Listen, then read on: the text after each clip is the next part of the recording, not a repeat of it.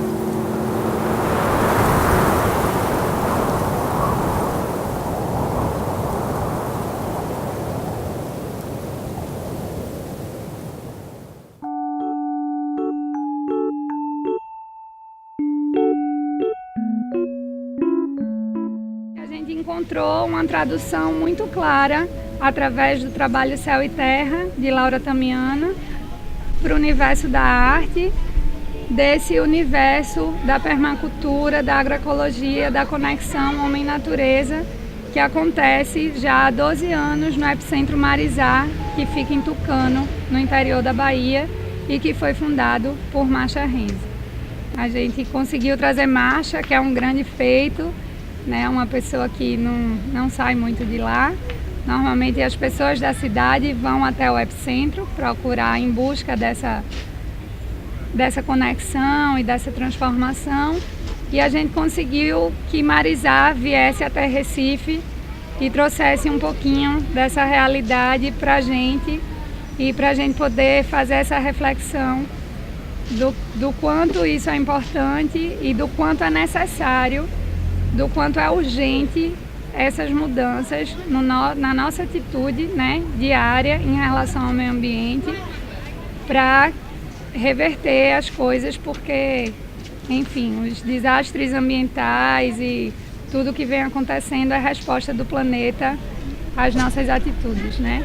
Se a gente não muda de atitude, a resposta também não muda. Essa intervenção que está aqui hoje faz parte de um projeto que chama Céu e Terra, que tem também um filme que a gente exibiu dentro da programação, que é um projeto que eu criei a partir da minha relação com o Marizá. Quando eu fui a primeira vez, foi no ano novo de 2011 para 2012. Foi já de cara muito encantador, assim, uma experiência de uma conexão bem profunda com o lugar, comigo mesma, de escutar mesmo a voz interna, assim.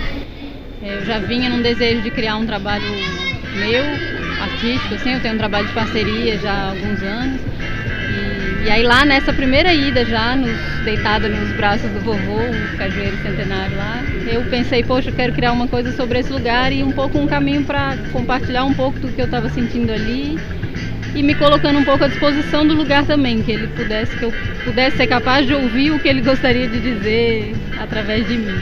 Eu acho que uma das coisas que eu mais sei fazer e gosto de fazer, talvez a minha missão mesmo, que seja conectar coisas, conectar lugares.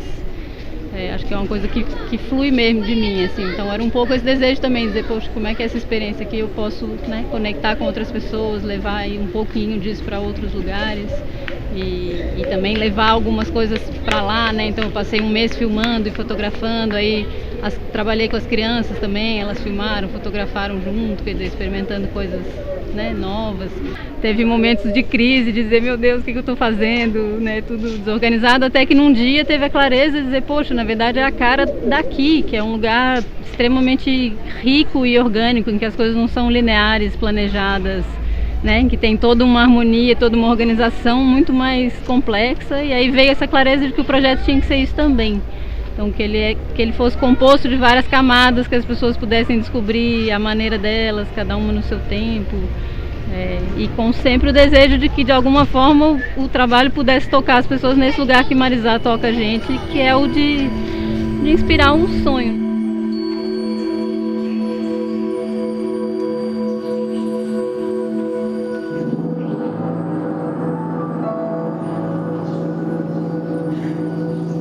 Depois da intervenção veio esse momento de criar o documentário, Por que não Paraíso. Eu já tinha vontade com o material que eu tinha juntado. Esse mês de filmagem que eu passei por lá foi em 2013. Depois, no final de 2013, eu fui à Índia, onde eu propus uma troca de vídeos, né, entre um lugar e outro. E aí, ao longo de 2014, eu montei a intervenção. E eu já tinha vontade de que isso pudesse resultar num filme, pelo menos pensando num filme para a internet e tal. Mas aí veio o momento, foi um pouco um incentivo de Marcia também, ela dizendo, pô, tô querendo, acho que o filme agora é importante. E aí numa ida que a gente foi pra lá até pensando em fazer outra coisa, ela botou essa pilha. O filme eu acho que só foi possível do jeito que ele é fruto do céu e terra, sabe? Assim, ele não é assim uma coisa, ele realmente é fruto de todo esse tempo de trabalho, convivência e amorosidade que a Laura tem com Marizá e com a Marcia. Uma experiência bem incrível, né? É meu primeiro documentário, dá muita vontade de continuar e de fazer outros. E foi bem lindo poder estrear no cinema da Fundação, que, poxa, um cinema, para mim, o melhor cinema da cidade, um lugar de afeto, um lugar precioso para a cidade mesmo. Gratidão mesmo por um início assim tão legal. Espero que o filme possa rodar um bocado e tá disponível na internet também. A gente vai disponibilizar, tá legendando e tal. A ideia é que ele possa andar mesmo por aí. Andairei, andairei, andairei, andairei. Essa música eu fiz pra Laurinha. Tem essa coisa do vovô, de estar lá refletindo com essa coisa do tempo, mas eu lembro que foi esse mês que Laurinha passou em Marizá, eu estava refletindo muito sobre isso, e aí eu estava meio ansioso, fui para Jaqueira, né? Então tem essa conexão de um lugar aqui. Fui para Jaqueira, e aí fiquei pensando, nossa, para eu encontrar com Laurinha eu tenho que andar, porque ela está longe, aí veio o refrão e aí a música completou. Aí eu dediquei essa música para ela, fiz para ela, porque justamente Marizá também é um lugar muito nosso, né? Que lugar é esse, sabe? Que lugar é esse que te proporciona essa imersão, sabe? E essa ideia de que é possível fazer um jardim em qualquer lugar, né? Que é possível fazer um jardim dentro da gente. Imagina, eu já botei pra dentro de mim, né? Tipo, de criar um jardim na cidade, no mundo e tal, mas também pra mim é possível criar um jardim dentro de mim.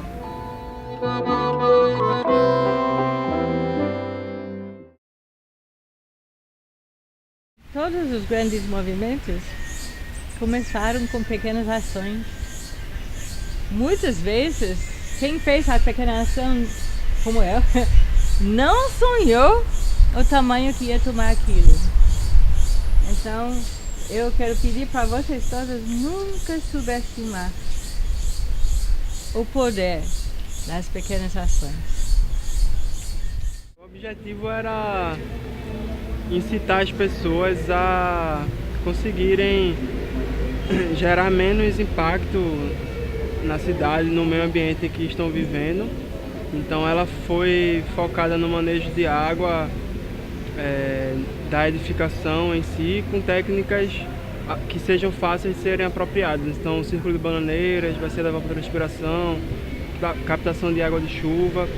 Então a ideia é que as pessoas saíssem daqui com a sementinha de que é possível fazer a diferença em pouco espaço, né? Então a gente trouxe também o exemplo do minhocário e de um pequeno jardim que em 2 metros quadrados a gente consegue ter uma produção de algumas hortaliças, fazer a compostagem do nosso lixo orgânico, que se transforma em um recurso, na verdade. Então a ideia da oficina era conseguir transformar o nosso resíduo e ressignificar ele em recurso de volta. A água que está entrando na casa, ela passa pela casa e não sai como resíduo, ela sai como um recurso que é aproveitado no próprio terreno, seja na irrigação de frutífera, no círculo de bananeiras, em outras técnicas que a gente tem de reuso de água. E em relação ao lixo orgânico, a mesma coisa. A gente tem uma porcentagem de lixo orgânico de cerca de 60% que a gente consome, que a gente gera de lixo orgânico, e isso é tudo misturado com lixo, um outro lixo, e vai tudo para aterro, para lixão, e a gente tem a oportunidade de reciclar esse lixo e também transformar ele num recurso, que é a compostagem, o composto, que pode ir para a horta, alimentar uma horta, e também gerar menos impacto, né? Gera um volume menor de lixo para a cidade, para o meio que você está. Foi um encontro assim muito sensível, né? Sensitivo. Então houve essa roda que nós fizemos antes e cantamos uma música, então houve uma integração e foi muito importante ver o trabalho em equipe, como funciona, pessoas que nunca se viram, de repente ficaram super amigos, assim, só porque tinha a mesma intenção de melhorar a condição da sua casa, da sua alimentação, da sua cidade, aí vai se estendendo, né? Da sua cidade, aí do seu estado, do seu país e do mundo. Eu acho que desde que na sexta-feira, quando eu vi o filme da Laurinha, né, isso me veio muito fortemente, essa questão da generosidade dentro de uma construção coletiva, né? Que isso eu acho bem importante. E desde o começo da oficina ontem, já vi que tinha essa vontade que ia para além da técnica, né?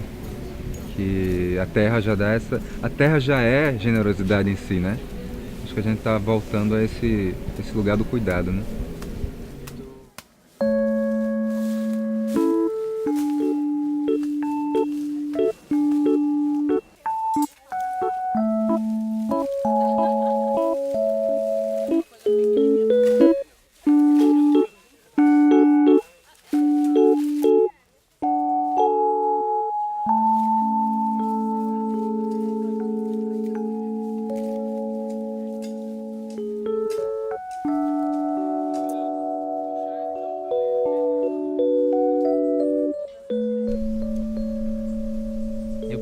Eu lembro de participar do primeiro mutirão daqui, quando só era grama e era uma área externa ao CCB, né? O CCB terminava, onde hoje tem os portões, a gente pode ter acesso aqui à área que se encontra o SAF.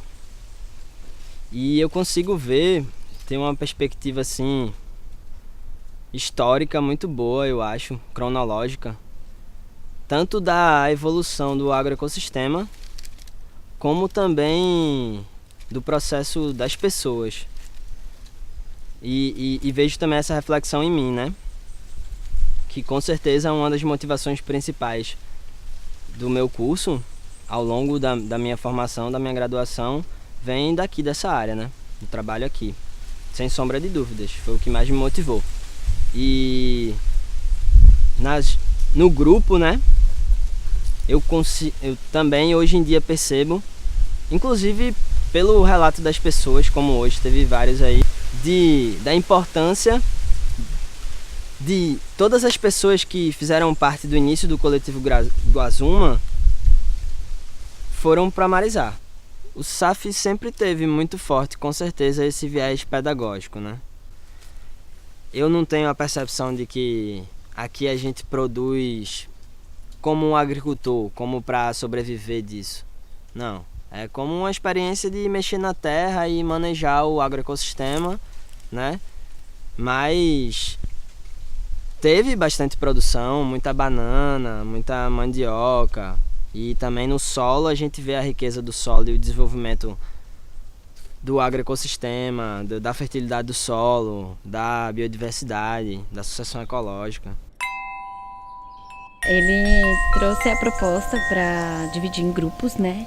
E o nosso era de fazer as mudas para cada um levar para sua casa, né? E aí ele explicou também que a moringá, a planta, ela pode ser comestível, a folha dela tem várias propriedades que a gente geralmente não usa, ela é africana e tal.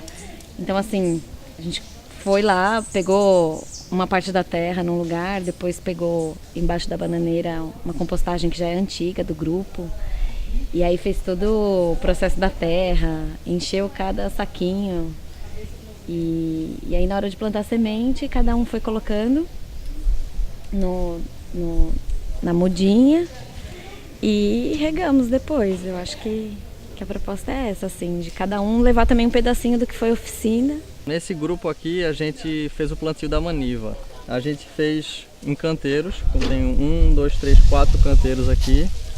A gente cavou um pouco a terra, colocou elas espaçadas em mais ou menos 3 palmos e após o plantio delas a gente usou 3 sementes que fazem a adubação verde. Essa semente aqui é a crotalária. É uma semente escura, pequena, que ela serve para enriquecer o solo e colocar bastante nutrientes. Ela cresce bastante. Essa daqui é um feijão de porco, o nome dele. A gente plantou pouco desse feijão porque ele é ele é dominador, então ele ocupa muito espaço e pode fazer com que as outras plantas não cresçam. E depois, por fim, a gente usou esse feijão guandu, chamado guandu. É um feijão que ele cresce bastante e também serve para incorporar nutrientes no solo, principalmente nitrogênio. Depois do plantio, a gente fez essa cobertura com serrapilheira, que são nada mais do que folhas secas. E essa serrapilheira ela serve para manter a umidade do solo. Ela protege para que não se perca muita umidade e para que a biota, no caso os micro-organismos, eles possam se desenvolver e crescer com nutrientes, né? A gente também fez uma estratégia para tanto delimitar o canteiro quanto incorporar água no solo. Essa água ela vem dessas bananeiras que foram cortadas e o caule da bananeira ele tem muita água e ele vai soltar essa água ao longo do tempo no solo. Então a gente fez isso para, como a gente está no período de seca, vai chover muito pouco e as plantas podem acabar morrendo. Aí isso preserva um pouco da umidade. Foi isso que a gente fez.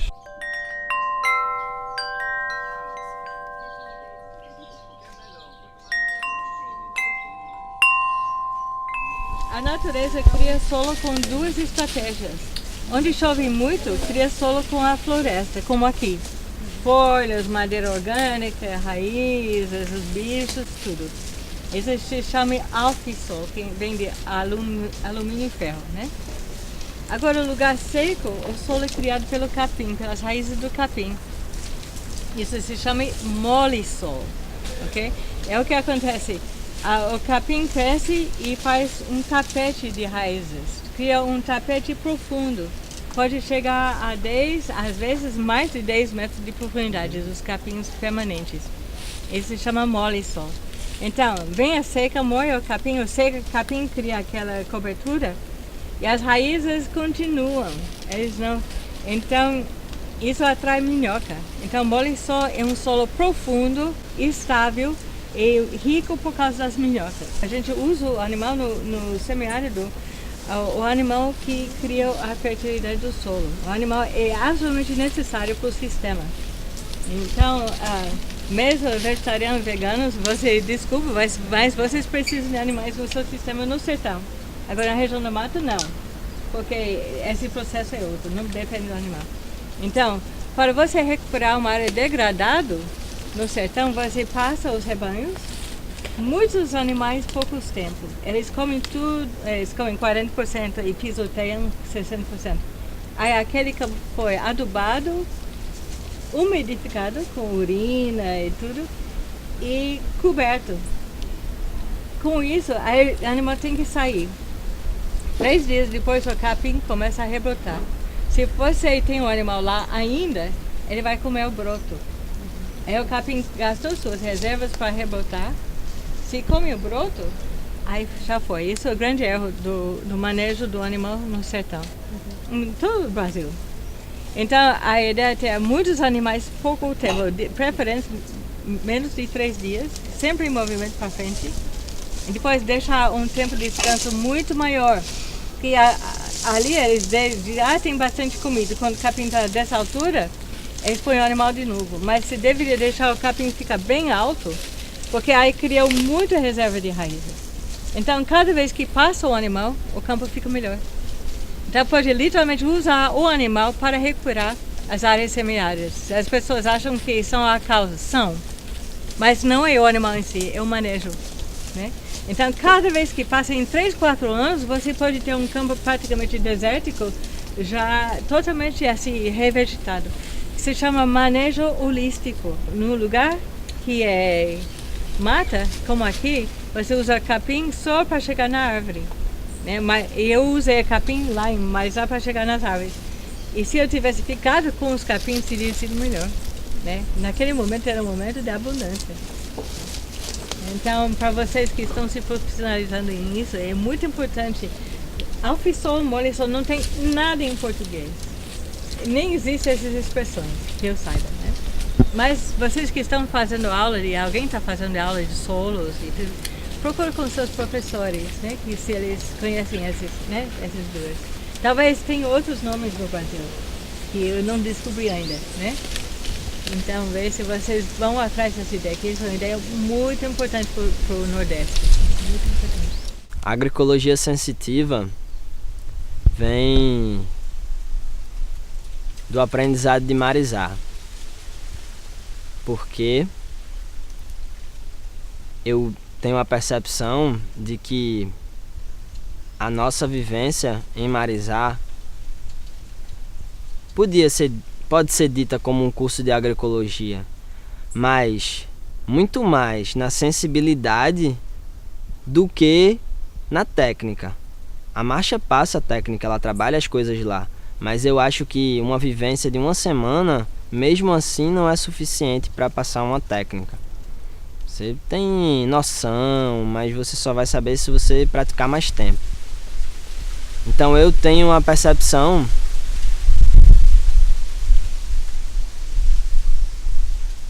que a sensibilidade de escutar o vento, eu acho que é um aprendizado de Marizá também. Sensibilidade à terra, a esses processos que são essenciais para manejar a terra, ter sensibilidade em relação a ela, né?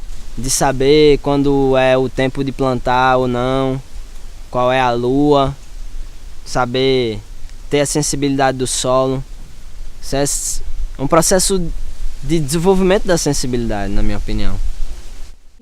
E eu acho que a proposta de vir para a oficina é eu experienciar também, né, no meu corpo, mexendo na terra, vivendo isso na cidade, para também ver o que é uma outra forma de produzir saúde, de produzir alimento, de produzir a sua relação com a terra, que já foi perdida, né, pelo capitalismo.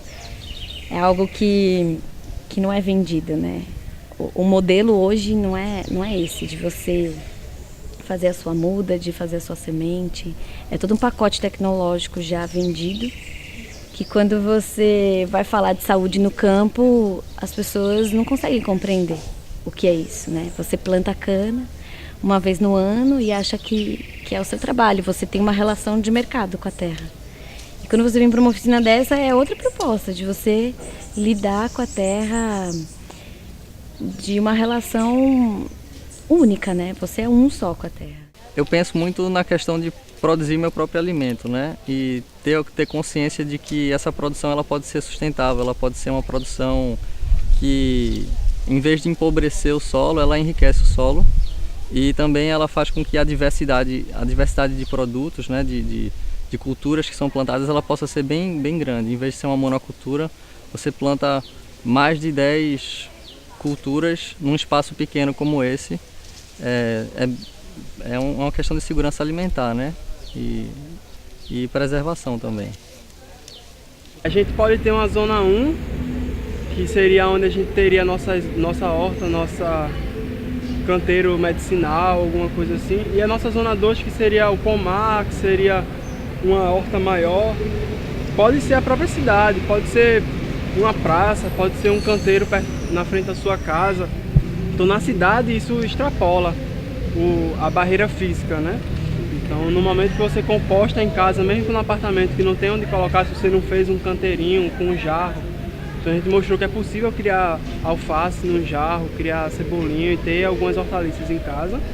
E mesmo que você não tenha isso, mas tem o composto, você vai numa praça, aduba uma árvore, planta uma muda, faz alguma ação fora. Então acho que na cidade a gente tem esse conceito de trazer isso para fora, de externalizar, né? A gente está promovendo o evento A Revolução do Jardim, que fala através da agroecologia, da permacultura e de como essas linguagens também dialogam com a arte, né? De como a gente pode mudar o nosso cotidiano e a partir da nossa pequena mudança, mudar o nosso bairro, mudar a nossa cidade para promover uma mudança maior no planeta, desse resgate da conexão entre homem e natureza, que tem sido tão sentida nos últimos tempos, né? Tá todo mundo muito saturado com a cidade que a gente vive, pedindo por mudanças no transporte público, pedindo por mudanças na forma de ocupar os espaços, na forma de se relacionar com as pessoas. A Laura levou anos para me arrancar de lá do sítio para trazer aqui, que eu tenho alergia à cidade grande. Mas aqui é muito bonito. O que eu tenho visto são bairros lindos, árvores grandes, muita vegetação. Um rio cortando a cidade, estou achando isso tudo muito bonito. É uma grande surpresa. A gente quase não viu coisa urbana com prédios altos. Estou achando muito bonito. A cidade, eu acho, a grande lance é praças, parques e grupos fazendo coisas como hoje. E está chegando justo agora a coisa linda.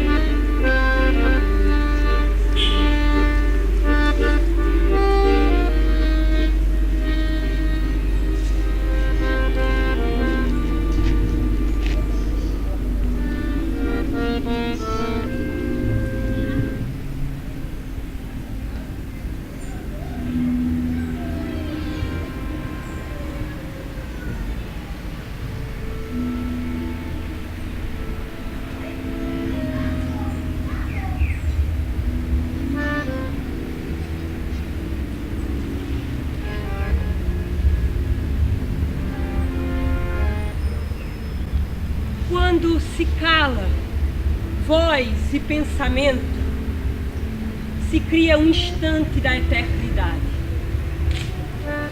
É nessa hora da madrugada que se sente no vento o perfume da rosa que ela colhia para ele todos os dias, antes de lhe pentear os cabelos, e que todo dia nascia de novo ali, naquele mesmo cantinho.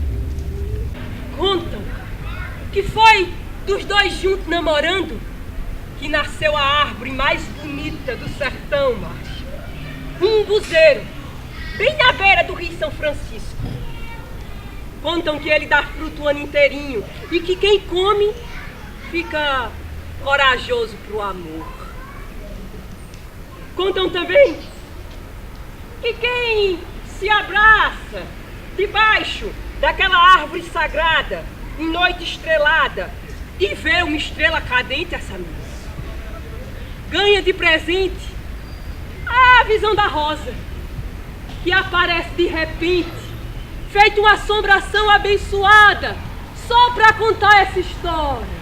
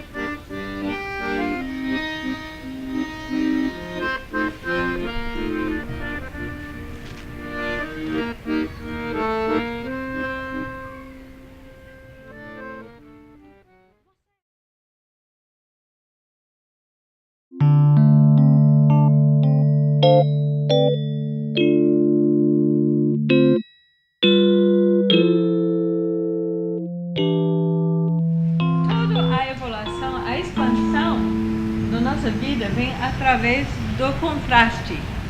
O contraste entre onde a gente está e onde a gente gostaria de estar.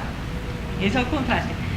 Eu estou dura, quero dinheiro, eu quero dinheiro. Né? É o contraste entre onde estou e onde eu desejo. Eu estou doente, quero ser saudável. E ele diz que estamos fazendo isso constantemente. A gente está fazendo isso constantemente. A gente por dia está criando muitos desejos. Né? Eles dizem que cada vez que surge um desejo, um contraste, a gente manda um foguete, ele faz esse gesto, manda um foguete para o universo do desejo. Okay? Lembra que tudo é energia. A nossa parte maior acolhe essa nova vibração. Cada novo desejo realmente é uma mudança vibracional da nossa vida. Você está desejando alguma coisa melhor para a sua vida. Então você começa a vibrar uma vibração nova, melhor do que a vibração hoje. Uma vibração menos pesada, mais luminosa, né? Então, você está aqui. Lança um desejo. Começa a vibrar novo. Tem uma lei de energia que as vibrações, as padrões de energia se atraem. Se chama a famosa lei da atração. Então, as energias começam a se juntar. A parte maior de você já está vibrando novo, já está no novo. Não e vai chegar, né? Já está vibrando novo, ok? E se você fica nessa vibração mais que 68 segundos, que normalmente a gente não tem concentração tão nova. Isso, vamos fazer cartas. Enquanto você faz uma carta, você está ficando muito mais que 68 segundos em cima daquela ideia, viu? Isso é a força, o poder de fazer essas cartas de afirmações. No final das vivências vamos fazer isso. Nosso problema é que a nossa parte hoje, tridimensional, às vezes continua vibrando velho. Ah, eu estou doente, quero ser sã, quero ser saudável. Mas eles dizem que você continua batendo o tambor de hoje. Estou doente, estou doente, estou doente, estou doente, não tem jeito, não tem jeito, não tem jeito, não tem cura, não tem cura, não tem cura, estou doente, estou... Batendo, repetindo os padrões de hoje. O que acontece? A sua parte maior está vibrando o novo. A sua parte encarnada, tridimensional, está vibrando o velho. Que essa energia já é velho para você, o novo já aconteceu. O que acontece? Você fica rasgado, você fica dividido. Então, eles dizem que as emoções negativas, as energias negativas são o que são nossa orientação que tem alguma coisa errada, que você não está alinhado. Porque, idealmente, surge uma ideia nova, o seu eu maior começa a vibrar novo, e você também começa a vibrar novo, entendeu? Você está aqui, você já faz esse passo. Eu vou ensinar vocês como a gente faz esse passo. Como ela coloca as coisas de uma maneira tão simples, de uma maneira tão positiva, assim, é realmente muito cativante, é muito impressionante, assim. E não tem quem não se sinta atrelado a isso, né? Tipo, não tem quem não se sinta, tipo, conectado com isso de alguma forma, tipo... Porque é isso mesmo, sabe? No final das contas, está tudo num cosmos, assim, que ninguém acessa conscientemente, mas que todo mundo está conectado por isso, assim, não sei. Foi massa. Eu nunca tinha feito essa visualização completa e foi muito legal para mim. Acho que é um momento de você realinhar o que você quer realmente da sua vida, definir qual é realmente a sua prioridade. E eu acho que também de sentir que é possível realmente, sabe? Que não é como se já estivesse acontecendo, sabe? É só uma questão de tempo até se realizar. Acho que é a grande coisa da oficina, assim, é esse movimento que cria em você, sabe? Essa vontade de colocar no mundo e essa confiança realmente de levar para o mundo.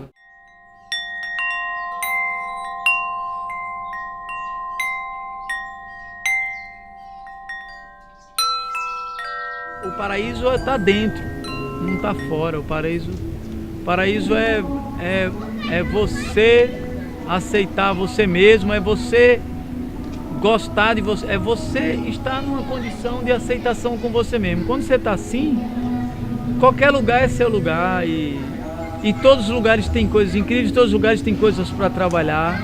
Então, quando você está com você mesmo, numa aceitação, curtindo você, gostando em você, você está trabalhando nesse lugar, você está desfrutando desse lugar.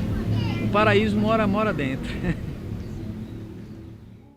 Acho que as transformações estão dentro da gente primeiro, e aí isso reverbera, assim. Então, claro, acho que as cidades têm questões que são muito complexas, antigas e difíceis de resolver, e às vezes é difícil manter a esperança, a fé mesmo, mas eu acho que a cidade é feita da gente, então na realidade é a gente que faz esse lugar e as questões que às vezes estão fora, que a gente reclama tanto, às vezes elas estão dentro da gente também, então é esse movimento de ir olhando e sonhando, e acho que tem gente que tem vontade de sair mesmo, e tem gente que tem vontade de fazer da cidade um lugar muito melhor, né? Assim como o campo também não é sempre essa... Assim, a sensação que a gente tem em Marizá não é porque está no campo, não é porque a gente vive na cidade, porque a gente vai para outros lugares, eu já visitei vários outros lugares, sítios, só que a gente não tem, que as pessoas não têm essa conexão com a terra, que perderam mesmo, né, que desmata, então no fundo o campo também precisa desse sonho do paraíso, né, dessa reconexão com a natureza. Marizá atualmente virou um meca. Marizá é epicentro de cultura e agroecologia. Né? É proposital isso. E virou um meca por sonhadores. E eu acho que está ajudando as outras pessoas a sonhar, vendo um sonho já realizado. Né? E a energia do lugar, eu acho que ajuda muito as pessoas nos seus propósitos de vida. Né? A pessoa lá escuta a voz interna melhor. Daqui 10 anos, nós não temos capacidade de receber muito mais gente que a gente já recebe. Mas daqui 10 anos eu desejo muito mais produção. Estamos nos dedicando cada vez mais à produção, né? Que seja mais bonito, que seja cara de jardim mesmo. E que pode abrir como jardim para o pessoal local. Estamos tendo cada vez mais agora relações com as pessoas locais, as crianças que vêm em muitos grupos, todo mês pelo menos um grupo de crianças locais. Isso me agrada muito. E está plantando uma semente local.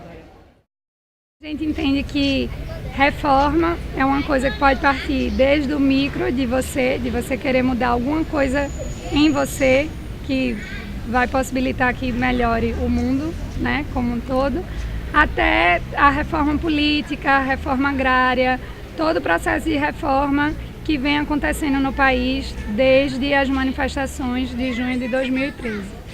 E aí a gente tem muito pano para manga para discutir dentro do termo reforma. E essas reformas normalmente geram revoluções, que revolução é esse giro de 360 graus que o Sol dá todo dia, né, em torno da Terra, e que produz essa mudança radical de um giro de 360.